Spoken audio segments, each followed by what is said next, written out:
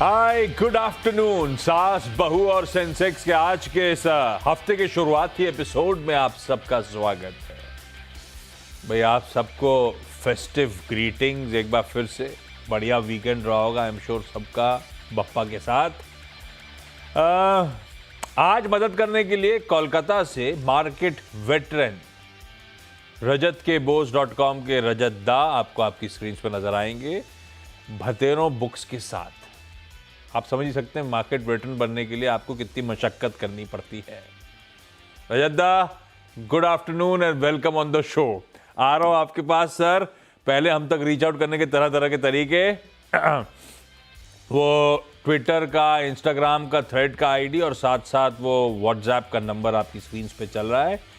मैं थोड़ा सा क्विकली इसलिए चल रहा हूं क्योंकि इसी शो में आगे सुजलॉन एनर्जी के ग्रुप सीईओ जेपी चलसानी साहब भी जुड़ेंगे। तो चलसानी साहब से चर्चा भी करनी है इसी टाइम में। तो कोशिश ये रहेगी कि ज़्यादा से ज़्यादा लोगों की क्वेरीज हम सॉल्व करते चले। मार्केट स्क्रीन्स पर है, शुरुआती लड़खड़ाए हिचके ज़रूर थे। एक समय 99-100 पॉइंट दबाव वाला निफ्टी अब फ्लैट लाइन के आसपास कामकाज कर रहा है। ठीक है, एशिया अभी भी वैसे कमज़ोर है बाय द वे। हाँ, ये है कि यूएस के फ्यूचर्स बढ़िया इंप्रूव हो रहे हैं। फ्राइडे के उस सेल ऑफ के बाद 1.5 से 3.25% गिरे थे फ्राइडे को, उससे उभरे हुए से नजर आएंगे। 2/3% तक यूएस के फ्यूचर्स मजबूत हैं। बाकी एशिया दबाव में, हम काफ़ी हद तक अंडर परफॉर्म कर गए थे फ्राइडे को। शायद ये रीज़न भी है कि हम इस समय फ्लैट लाइन पे हैं, एशिया थोड़ा कमज़ोर है।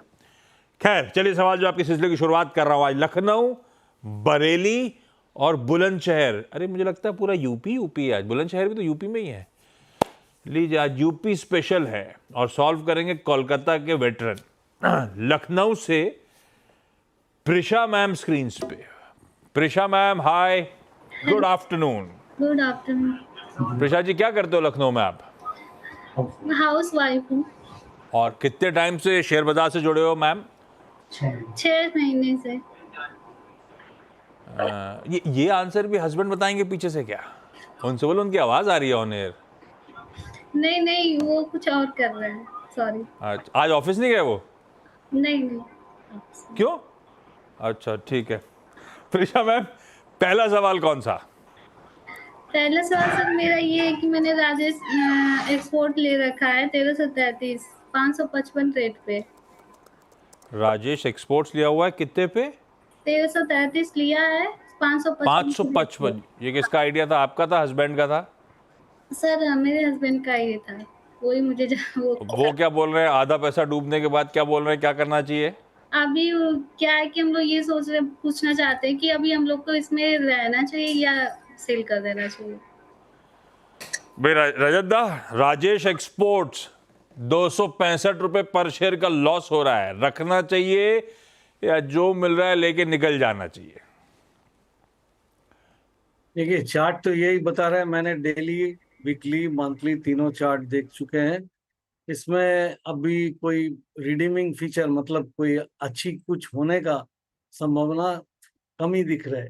तो मैं तो ये कहूंगा कि जबकि ये मंथली 200 एक्सपोनेंशियल मूविंग एवरेज, मतलब 200 महीने का 200 एक्सपोनेंशियल मूविंग एवरेज, वो अगर वो लेवल भी तोड़ के नीचे चला गया तो सिर्फ एक ही चीज करना चाहिए, अगर आप कर पाए तो जस्ट एग्जिट।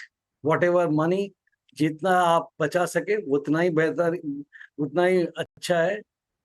इससे एक बार निकल जाइए मैम। हाँ, लॉस तगड़ा है पर कोई बेहतर स्ट्रैटेजी यही है कि इस लॉस को कट करें यहीं पे जहां पे ट्रेड कर रहा है।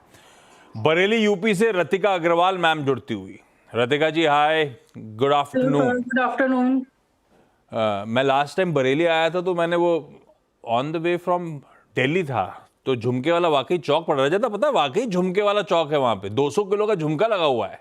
हाँ सर, जो झुमका खो गया था अब वो लिटरली मिल गया है। तो अब लोगों को 200 किलो का झुमका घूम गया था। मिल गया है तो इसलिए पूरा वो झुमका हैंग कर दिया है।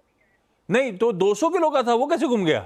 वो अब उसका प्रतीक बना दिया है ना कि खोया तो छोटा था, अब लोगों को पता चल जाए कि अब इतना बढ़िया बरेली सिटी है कि उन्होंने उसका प्रतीक बड़ा सा बना दिया है। हाँ, ये इंटरेस्टिंग। बरेली की वैसे लस्सी भी क्लास होती है दीनानाथ की, सही कह रहा हूँ ना? दीनानाथ की लस्सी बहुत ए, लो, आपके शहर के बारे में सब जानता हूँ मैं। रतिका मैम, पहला सवाल कौन सा? Sir I have 3 questions out of which पहले एक, ताकि मैं अगले राउंड में आऊंगा आपके पास। बीएल के 900 शेयर्स है मेरे पास 272 के प्राइस में, जो कि मैंने जून में परचेज किए थे, जून 24 में ही। तो मेरा क्वेश्चन ये है कि इसको मैं कितने टाइम पीरियड तक के लिए होल्ड करूं? मेरा टारगेट फिलहाल 400 का है। ये टारगेट कहाँ से आया आपके पास? ऐसी सोचा? सर वही थोड़ा सर्च करके देखा कि जा सकता है, लग रहा था मुझे कि थोड़ा इसका है, इसकी आगे बढ़ने के प्रोस्पेक्ट्स हैं। हो सकता है हूँ रजत, लेकिन चार्ट्स पे दिख रहा है क्या? देखिए, बीएल एक ब्लू चिप है, बहुत अच्छी कंपनी है, बट मेरा कहना ये है कि आप अगर लंबी अवधि के लिए इसको पकड़ के रखेंगे तो 400 रुपये डेफिनेटली मिल जाएगा। लेकिन वो 400 जाने के पहले अभी जो डाउन स्विंग चल रहा है उसमें ये 240 250 के आसपास भी जा सकता है, उससे भी नीचे जा सकता है। 220 तक आपको मैक्सिमम डाउन साइड हम जो देख रहे हैं अभी वो तक हो सकता है। तो आप वो पेन लेने के लिए तैयार है? क्योंकि आपका तो ये नफा चल रहा है, तो नफा कुछ खा लेने से अच्छा है कि नहीं? आप सोचिए, क्योंकि तुरंत ये 400 रुपया तक जाने की कोई संभावना मुझको तो नहीं दिख रहा है। लेकिन ब्लू चिप होने के नाते ये ऊपर तो चलेगा ही चलेगा, वो कई सालों भी लग सकते। यूपी के एक और शहर बुलंदशहर से मोनिका जी जुड़ती हुई। Monika ma'am, hi, good afternoon. Monika ma'am, कब से स्टॉक मार्केट से आप जुड़े हो? मोनिका मैम, ऑडियो नहीं आ रहा, अनम्यूट करना होगा अपने को। हेलो, या आप आवाज आ रही है ma'am? Good afternoon sir. Hi ma'am, कितना टाइम हो गया स्टॉक मार्केट में? सर हम 8 साल से स्टॉक मार्केट में। सफर कैसा रहा? Not so good. क्यों? बस ऐसे ही। होल्डिंग ली भी थी तो बहुत जल्दी बेच दी हमने। आज ये तो आरएफसी हमने सब 23 रुपए में लिए थे और 30 रुपए में निकाल दिए सर। मुनाफे में निकाले थे ना? हाँ मुनाफे में थे, लेकिन अब उसका रेट देखते हैं तो बहुत ज्यादा। वो ठीक है, दिल मांगे मोर, उसका कोई इलाज नहीं है। हाइंडसाइट में सब ऐसी कहानी है शेयर बाजार। ये कर दिया होता तो ये हो जाता, वो कर दिया। मैं भी सोचता हूँ पढ़ाई नहीं करी होती, इन्फोसिस के स्टॉक खरीद लिया होता तो उस फीस से इतना कमा लिया होता मैंने कि मेरे को नौकरी की जरूरत ही नहीं पड़ती है। तो हिस्ट्री। अच्छा मैम, मोनिका मैम, सवाल क्या है? सवाल मेरा ये है कि हमने टाटा मोटर्स लिए थे 436 के रेट पे 100 शेयर। ओके, 436 के? या अरे वाह, फिर क्या अच्छा नहीं लग रहा स्टॉक मार्केट आपको? डबल कर दिया पैसा आपने। नहीं, वो हमने लॉन्ग टर्म के लिए लिए थे। एक्चुअली क्या है, हमने सोचा है कि अपने बच्चों के लिए एफडी कर लेंगे उसकी। हैं? लखपति? अब यही सोच के हम राय चाहते हैं आपसे कि इसको होल्ड करना चाहिए कि पार्शियल प्रॉफिट बुकिंग करनी चाहिए हमको। आपने सवाल कुछ और पूछा। लखपति बनने का 100 शेयर से मुश्किल हो जाएगा थोड़ा सा। नहीं, ठीक है, साइड भी है, एचएल भी है मेरे पास। अरे वाह। टाटा मोटर्स, रजत दा, क्या करना चाहिए भाई? एक्विजिशन प्राइस बढ़िया है, कंफर्टिंग है, 435 की। रजत दा, रख लूं क्या? इसमें बने रहने का ही सलाह दूंगा, क्योंकि टाटा मोटर्स अभी जहाँ पे पहुंच रहे हैं, ये लेवल जो है, मतलब 1020 से लेके 990 तक इसका तगड़ा सपोर्ट है, वो टूटेगा उम्मीद कम है। और ये धीरे धीरे ऊपर जा रहा है। एक बार उछल के 1200 के आसपास पहुंचा था, वो पहुंचेगा। उनका लाखपति बनने में हो सकता है कि 2-3 साल और लग जाए, बट ये जो जिस लेवल पे उन्होंने लिया है, तो अब प्रॉफिट बुक मत कीजिए, क्योंकि उसमें तो 14% ऐसे ही चला जाएगा, 12.5 के ऊपर में सेस और वो सब सरचार्ज लगा के। अब बने रहिए, वो 1400-1500 जब पहुंचेगा तभी बेचिए, ये चलेगा, वो लॉन्ग टर्म में अच्छी रिटर्न देगा। हाँ, बढ़िया है। और अभी तो वैल्यू अनलॉक भी होनी बची है इसमें। होल्ड करिए मैम, कोई दिक्कत नहीं है, वो सपना जल्दी पूरा होने वाला। रजत दा ऐसा कह रहे हैं। अच्छा, मैं आता हूं आप लोग सबके पास। पहले अब आज का कॉर्पोरेट स्कैन, और रजत दा, आप जरा ना सुजलॉन के हर टाइम फ्रेम पे चार्ट भी रेडी रखना, मैं आऊंगा आपके पास। हाँ ठीक है। सुजलॉन एनर्जी के सीईओ जेपी चलसानी सर हमारे साथ अब जुड़ते हुए, और मेरे को तो लगता है बहुत लंबा अरसा हो गया है चलसानी साहब से मेरी बातचीत हुए। दिखाइए भाई, चलसानी सर कहाँ हैं? नहीं जुड़े डायरेक्टर साहब? यस, चलसानी सर आपकी स्क्रीन पे। Sir hi, good afternoon. Thank you so much जुड़ने के लिए। अच्छा, कई सारे न्यूज पेक्स थे ऑफ लेट जिसके चलते चलसानी से रिक्वेस्ट करी थी कि जुड़िए और समझें हो क्या रहा है। अपफ्रंट आज सुबह सुबह एक इंटरेस्टिंग ऑर्डर बैक करने की खबर एनटीपीसी ग्रीन एनर्जी से 1166 मेगावाट का ये प्रोजेक्ट है। गुजरात की 3 साइट्स पे इंस्टॉलेशंस होने हैं और स्कोप बड़ा है। इसमें इक्विपमेंट सप्लाई के साथ साथ प्रोजेक्ट एग्जीक्यूट करना, इरेक्ट कमीशन करना और उस पर फिर वो मेंटेनेंस सर्विसेज भी पोस्ट कमीशनिंग सब कुछ करना है।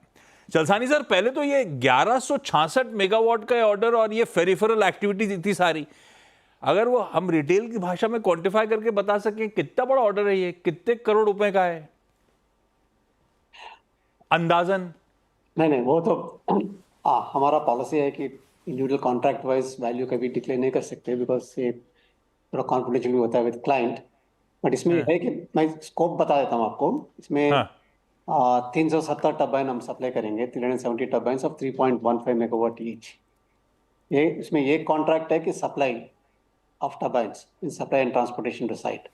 एक और कॉन्ट्रैक्ट है कि हमने पूरा प्रोजेक्ट नहीं कर रहा है इसमें, तो हम लोग फाउंडेशन करेंगे, इरेक्शन करेंगे जो सप्लाई किया है, और कमीशन करेंगे। तो वो सेकंड कॉन्ट्रैक्ट है। First contract supply, second contract is foundation, erection of turbine and commissioning. Third contract है फर्स्ट 10 years के लिए OMS कॉन्ट्रैक्ट, सर्विस कॉन्ट्रैक्ट है। वो जो सर्विस कॉन्ट्रैक्ट जो है कि जब moment turbine gets commission, service contract start हो जाता है।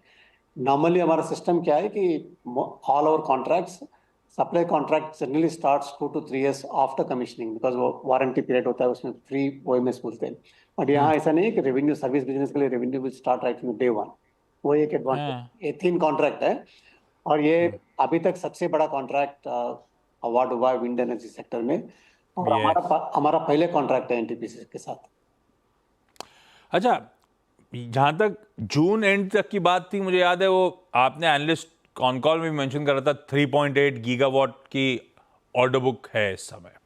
अब इस नए ऑर्डर्स और इस बीच अगर कुछ फेरिफेरल ऑर्डर्स और मिले होंगे तो करंट आउटस्टैंडिंग ऑर्डर बुक कहां खड़ी हुई है और अंदाजन उसका एग्जीक्यूशन पीरियड कितना होगा? या अभी ऑर्डर बुक इसके साथ अभी 5 गीगावाट तक ऑर्डर बुक है। अभी 5 गीगावाट का ऑर्डर बुक है। So all this supposed to be executed between this year and next year, and some part of it might go to FY26 as well. And then we keep adding contracts each quarter. तो जब भी हम लोग contract जीतते हैं और जिसका कुछ रिक्वायरमेंट्स है वो खत्म होते हैं, हम लोग अनाउंस करते रहते हैं मार्केट में। तो अभी 5 गीगावाट है as we speak today. This is the largest ever order book in the history of NTPC. In the history of Suzlon. In the history of Suzlon. I also worked for NTPC long time, so therefore maybe कभी कभी हो जाता है कि NTPC और सुजलॉन में confusion हो जाता है। अच्छा, दूसरा न्यूज पेक था, मेरे ख्याल से इस वीकेंड पे अपडेट आया था कि वो रिनॉम का आपने 51% स्टेक एक्वायर कर लिया है। तो क्योंकि अब पहली बार आपसे चर्चा हो रही है इस बीच में, तो Renom what it brings on table for Suzlon, और इवेंचुअली अनाउंसमेंट था कि 76% तक ले जाएंगे। ये पहला ट्रांच 51 पे ले गया है, वो ड्यू कोर्स में एक्सपेक्ट करूंगा 76% ले जाएंगे आप लोग। ज्यादा इंपॉर्टेंट मेरे लिए रेनॉम टेबल पे आपके लिए लेकर क्या आता है, क्यों एक्वायर कर रहे हैं उस कंपनी को हम लोग? देखिए, हमारा एक बिजनेस है टर्बाइन सेल्स, एक बिजनेस है सर्विस बिजनेस, और तीसरा बिजनेस है हमारा forging and foundry. Service business क्या है कि ये स्टेबल बिजनेस है। एक बार सर्विस मतलब AMC जो कॉन्ट्रैक्ट होते हैं वो? हाँ, आप नॉर्मली FMCG गुड्स में AMC बोलते हैं, तो ऐसे है, ऐसे है नॉर्मल सिंपल लैंग्वेज में बोलना तो AMC कॉन्ट्रैक्ट है। हम लोग इसमें क्या है कि AMC क्या होता है कि एनुअल मेंटेनेंस कॉन्ट्रैक्ट है, ये नहीं है, ये ऑपरेशन और मेंटेनेंस है। हम खुद ऑपरेट करते हैं टर्बाइंस को, करते हैं। सो वो डिफरेंस है AMC से। AMC क्या है, जब भी ट्रबल है मार्केट लोग आके उसको रिपेयर करते हैं, मेंटेन करते हैं, या ऐसा नहीं है, पूरा एसेट हमारे पास रहता है फॉर ऑपरेशन मेंटेनेंस। तो सर्विस बिजनेस क्या है कि आपको स्टेबल रेवेन्यू देती है, उसमें अप एंड डाउन नहीं होता है। लाइक WTC बिजनेस क्या है कि अप एंड डाउन है, कभी ऑर्डर ज्यादा है, ऑर्डर नहीं है। तो इनफैक्ट हमारा जब 3-4 साल का प्रॉब्लम था, फाइनेंशियल ट्रबल था, हमारा 14 गीगावाट्स जो ऑपरेशन चल रहा था वही रेवेन्यू से हमने स्टेबल रह चुका है। मतलब we were able to cross this hurdle only because we had a large revenue business. So now we decided that we should increase our the OMS business significantly. इसमें 2 तरीके होता है। एक, हमारा टर्बाइन, जो भी टर्बाइन हम सेल करते हैं उसका OMS लेते हैं हम, ए मैंडेटरी हमारा पॉलिसी। अगर कोई क्लाइंट ऐसा बोलता है कि हम आपसे सप्लाई टरबाइन लेंगे लेकिन वो OMS आपको नहीं देंगे, तो हम टरबाइन भी नहीं बेचते हैं। Currently our policy is that every single turbine we sell at the time of sale OMS contract भी साइन करना है। तो वो एक ग्रोथ इंजन है हमारे लिए, जितना भी हम ऐड करते रहेंगे तो उतना बढ़ते रहेगा।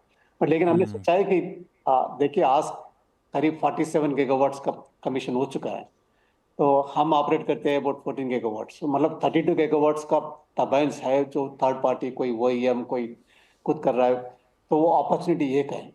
आगे Okay. 2030 तक another 50 gigawatts gets added, only another 30-35 gigawatts are then our turbines, again opportunity. There is 60 gigawatt opportunity of multi-brand, which is non-Suzlon portion of it. तो उसके लिए अलग तरीका का एक्सपर्टाइज चाहिए। ये रेनाम जो है वो सिंगल लार्जेस्ट ISP इंडिपेंडेंट अच्छा। सर्विस है। हमने सोचा कि वो व्हीकल लेके पैरेलली एक हमारा कंपनी है, उसमें सुजलान टर्बाइन्स का ग्रोथ होगा सर्विस बिजनेस, और Renom multi brand other than Suzlon turbines का ग्रोथ होगा। सो वो Okay. Service business significantly grow करेगा and that will actually protect us from market fluctuations. हाँ, तो अच्छा, तो एक और न्यूज़ पे आया था फिर चलसानी सर कि आप अपना कॉर्पोरेट हेडक्वार्टर पुणे वाला बेच रहे हो, लीज पे लोगे 5 साल के लिए बेच रहे हो, लेकिन 440 करोड़ रुपए में। ये क्या रेनॉम के अधिग्रहण को पूरा करने के लिए कॉर्पोरेट ऑफिस बेचा गया या कोई और रीजन था? नहीं, देखिए हमने बहुत पहले भी बोला है कि नॉन कोर एसेट को मोनेटाइज करेंगे, ठीक है। हाँ। हमारा ग्रोथ सिग्निफिकेंटली हो रहा है, रेनाम एक चीज है, लेकिन हमारा अभी देखिए 5 गीगावाट का ऑर्डर बुक है, उसको भी एक्सिक्यूट करना है। So therefore what is important for us is to concentrate on the growth. ये ग्रोथ करने के लिए this is one which helps actually, of course right now it helped us to complete acquisition of Renom, but more important is that non core asset जो है वो monetise करके आपने growth निकाली है। So that is what the strategy of this. Anyway, this is sale and leaseback.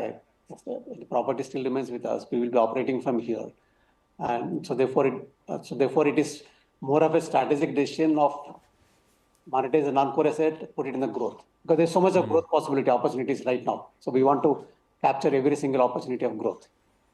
अच्छा, चलसानी sir जाते जाते पिछला 1-1.5 साल गजब रहा है सुजलॉन के लिए। मतलब चाहे वो बैलेंस शीट की रिपेयर की बात हो, कैश फ्लोज वापस पॉजिटिव हो जाना हो, कंसिस्टेंटली क्वार्टरली प्रॉफिट्स क्लॉक करना हो, रिटर्न रेशियोज की हेल्थ की बात हो, हर पैरामीटर्स पे बढ़िया चेकबॉक्स पे आप लोग टिक कर रहे हो। ऐसे में यहाँ से और ऑपरेशनल रैंप अप एक्सपेक्ट करूँ FY25 में? कुछ इंटरनल बॉलपार्क गेस एस्टिमेट्स लेके चल रहे हो, back of the envelope calculation लेके चल रहे हो आप लोग? कहाँ पहुंचेगी रेवेन्यूज, कहाँ पहुंचेगी प्रॉफिटेबिलिटी? यहाँ से कोई रोड मैप ड्रॉ करा है आप लोगों ने? और रोड मैप तो किया रहेगा, तो होगा, बताना चाहोगे क्या आप? नहीं, रोड मैप तो रहेगा ऑब्वियसली, तो वो गाइडेंस तो आपको पता है हम गाइडेंस नहीं देते हैं। बट लेकिन एक चीज है कि आपने करेक्ट बोला, बट मोस्ट इंपॉर्टेंट फैक्टर जो है कि पिछले 1 साल में हमने जो भी किया वो परमानेंट सोल्यूशन लेके आया। हमारा बैलेंस शीट का प्रॉब्लम हमेशा हमको होता था, उसको रेक्टिफाई किया हमने, कॉस्ट रिडक्शन कर दिया हमने। सो देयरफॉर अभी ऑर्डर बुक भी है एंड वर्किंग कैपिटल अरेंजमेंट भी है। So therefore we fixed all the issues. So now it's question of going and executing and keep growing. And for that, what is required is organization. We also done significant addition in the organization at the senior leadership level. Organization building भी किया हमने. So touch wood, everything is going fine, and we do expect that all the efforts, whatever we put in the last 1 year, will turn towards growth quarter on quarter from now onwards. Hoping so. Chalasani sir, thank you so much जुड़ने के लिए, बढ़िया तरीके से सारे recent news developments पे बातचीत करने के लिए। Thank you.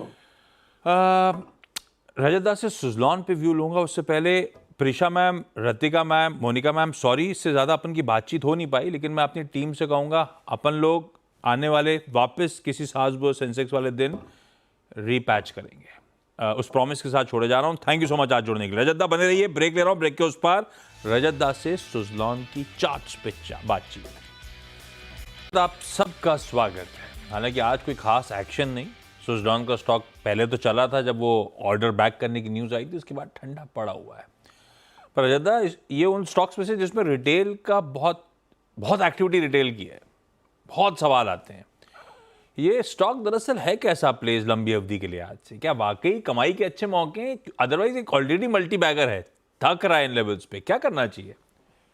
देखिए इस साल में तो ये मल्टी बैगर का काम किया है, तो बात ये है कि अभी जो लेवल्स की तरफ जा रहे हैं उसमें मतलब 85 से 95 के बीच में काफी अच्छी सेलिंग होने की संभावना है, क्योंकि उस लेवल पे रेजिस्टेंस है, पुरानी रेजिस्टेंस है, जहां पे लोग प्रॉफिट बुक किए थे वहां पकड़ के अटक गए थे। तो वो लेवल पार करने से इसमें एक अच्छी मूवमेंट की गुंजाइश है और वो ऊपर चलेगा। इसमें देखिए, इसमें जिसके कलीजा में बहुत जोर है वो एक काम कर सकते हैं कि 75 रुपया अभी भाव है, 75 रुपया भाव से आप नीचे 45 का स्टॉप लॉस लगा के, हम जानते हैं कि हम 40% होने का बोलता है, लेकिन अगर इन लोगों का कहना सही है और अगर सब कुछ ठीक से चलता है, तब ये इस लेवल से भी अभी मल्टीबैगर तो नहीं होगा, डबल ट्रिपल होने का संभावना तैयार हो जाएगा, उसका पोटेंशियल है। या मैं आपको इसीलिए बोल रहा हूँ कि ये 2009 के बाद में 3 आंकड़ा नहीं देखा, मतलब 100 का घर नहीं देखा है। और अभी जिस तरीका से इतने महीनों से अच्छी बाइंग के साथ ऊपर आया है, देयर इज अ पॉसिबिलिटी। और ये 50 का जो लेवल मैं बोल रहा हूँ, 45 का लेवल, वो 50 रुपया के आसपास उसका 200 महीने का मूविंग एवरेज है। तो वो मूविंग एवरेज इस टाइप का मूवमेंट से तोड़ता नहीं है। ठीक। तो अगर वो आप इतना रिस्क आप ले सकते हैं तो इसमें अच्छी मुनाफा हो सकता है। जो लोग short term small medium term के लिए खरीदा है, उनके लिए प्रॉफिट बुक करना अभी बेहतर है। Perfect, beautiful. रजत दा, थैंक यू सो मच जुड़ने के लिए। क्विकली छोटा सा ब्रेक के उस पार मिड कैप मंथ। नमस्कार।